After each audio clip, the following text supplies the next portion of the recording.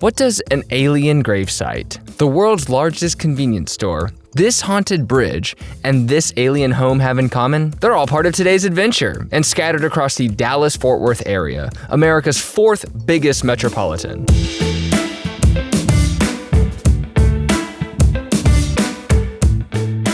Happened to find a little shrine dedicated to the alien that crashed. Aurora, Texas is only about 6 square miles and has a population of about 1,700 people. What I didn't realize at the time is this is actually the spot where the alien crashed, 50 years before the Roswell, New Mexico crash in 1897. A UFO came flying in and crashed into a windmill, and the townspeople heard the crash and found wreckage of material they'd never seen before. They found a being not of this world, end quote, and they named this alien Ned. The Martian was buried by a traveling pastor named William Russell Tabor in Aurora Cemetery, which is where we're headed to right now.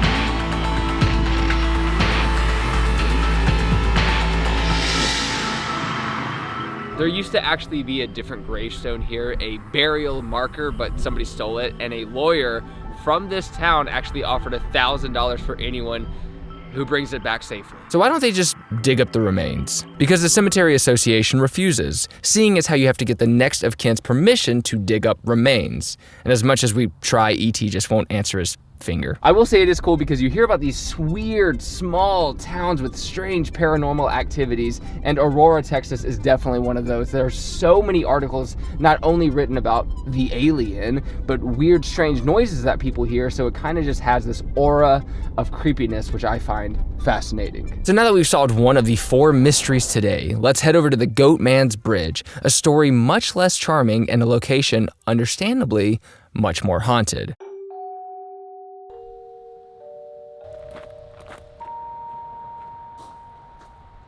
A member of the KKK went to tie a noose on the bridge and wanted to test the rope grip by putting it around his own neck. Because people in the KKK are moronic pieces of shit, he slipped off the bridge, hanging himself. Another member of the KKK saw what was happening and went to cut the rope, and like the first idiot, slipped and fell off the bridge, dying from the impact of the rocks. A third member saw everything happening and went to try and help the first member slip out of the rope. He found a barrel and just started pouring it on his friend.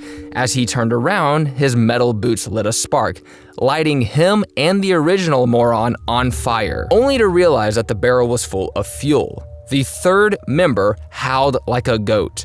Local people heard the screams and ran over to see one KKK member being hung, one dead in the water, and one on fire, who eventually threw himself off the bridge only to, obviously, die on impact, seeing as how the water was only 2 inches shallow. And sometimes at night, you can still hear the screams of these moronic racists. Okay, so this isn't the real story, but all the stories are just legends. There's no proof of them being true, and perhaps what's most disturbing of all is the real story of the Goat Man's Bridge exists to demonize a black man. The story paints a black entrepreneur as the Goat Man, a man killed for simply having ambition. And this is a story made up by the white locals, scaring the white children of the local community of black men with goats' heads. And after seeing some of the words spray painted on the bridge, I couldn't help but feeling uneasy myself.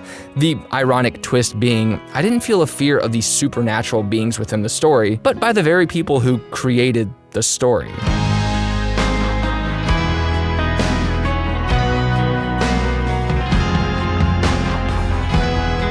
Detox from that side quest, I am going to eat this pumpkin acai bowl. Yeah. And also I gotta charge my drone anyway, so we're gonna stop by a coffee shop, chill for a second, and then continue our adventure because the next stop is a Buc-ee's in Royce City, Texas, where the actual alien home is. So that will be our last stop, but it's an hour away, so we have to prep accordingly. Sugar overload. Oh!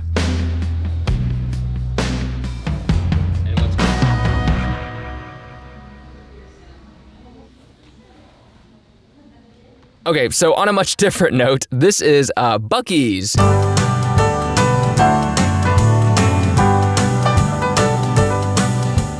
They have 43 locations, now expanding beyond Texas. There's even one that just opened in South Carolina, my hometown. It's a relatively new brand, only started in 1982, and oddly enough, they're known for having the cleanest restrooms in America, which I wasn't gonna film. They're also known for the world's longest car wash. The idea of Buc-ee's is to make the pit stops of your adventures also exciting. The Buc-ee's I visited isn't the world's biggest one, but it's 50,000 square feet still. Honestly, it feels like Walmart and a gas station had a baby. I'm from the dirty, deep South, and I feel like I have seen places similar to this in the past. So it wasn't a new experience, but it was cool to finally get to see the Buc-ee's in person, see what everybody's talking about, see what the hype is about. But I want to move on to an element, something new that feels new, a completely different experience.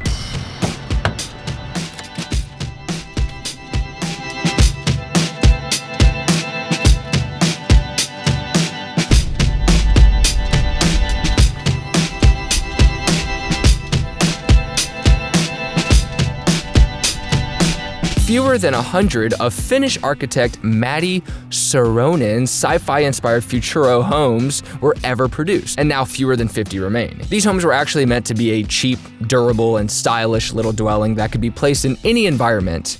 Made of fiberglass and plastic, the homes could be broken down to 16 individual pieces and just simply bolted together wherever the owner wanted, from a snowy mountainside to a sunny beach. Unfortunately, the space-age design may have been too ahead of its time for communities, which along with an oil shortage cut the future of these bulbous vacation shacks short.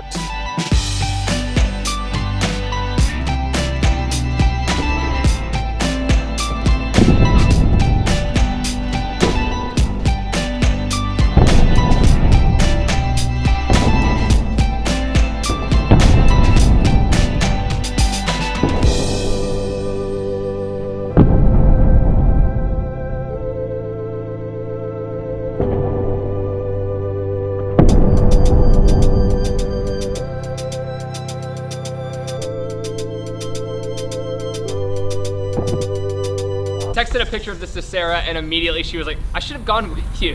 So we're gonna come back on Wednesday just to shoot some new iPhone stuff. But the reason you don't see Sarah on trips like this is because a lot of times they're last minute and spontaneous. Plus right now is iPhone season, and since she's a tech YouTuber, she is busy, busy, busy, and has been for a couple of weeks. So we are both very busy individuals, and our schedules very, very rarely align. But every night we end up watching TV and hanging out, but usually throughout the day, we're both just working.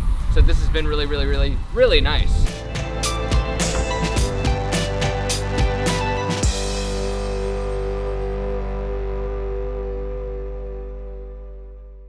So, am I a little less depressed now that I lived an adventure?